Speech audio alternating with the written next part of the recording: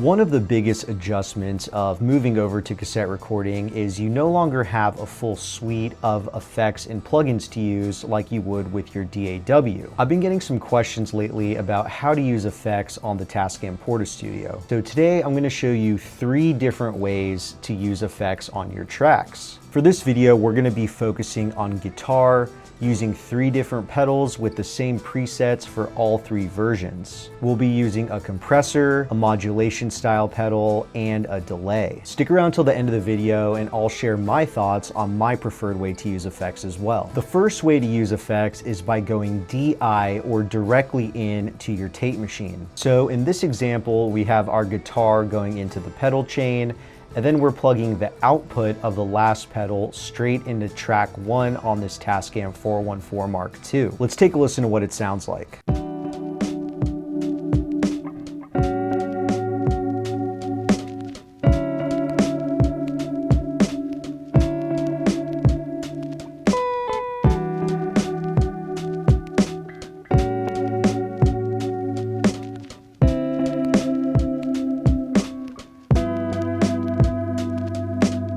Now, this method is great because it's simple and easy. Plugging in directly typically drives your preamps harder, so you can get more grit and punch to your sound. Plugging DI also means that you don't have to worry about bleed or other sounds being introduced to your mix. And since the effects are fully printed on tape, there's no more processing you need to do other than EQ and balancing. Now, that can also be a downside because once something is printed on tape with the effects, there's no undoing or turning back. Plugging in direct also sacrifices some of the ambience and fullness you can gain by using effects the second way, which is plugging your guitar into the pedal chain into an amp, and then miking the amp and sending that signal to the tape machine.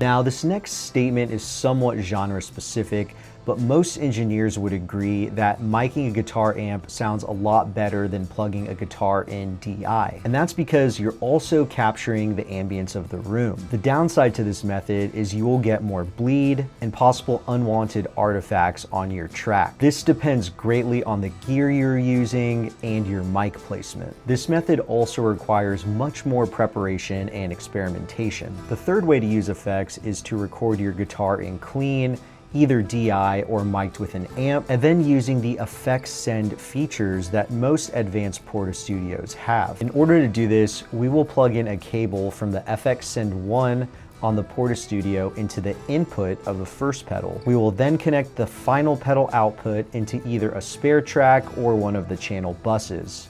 In this example, I'm going to be plugging into channel 5-6 on my 414 Mark II.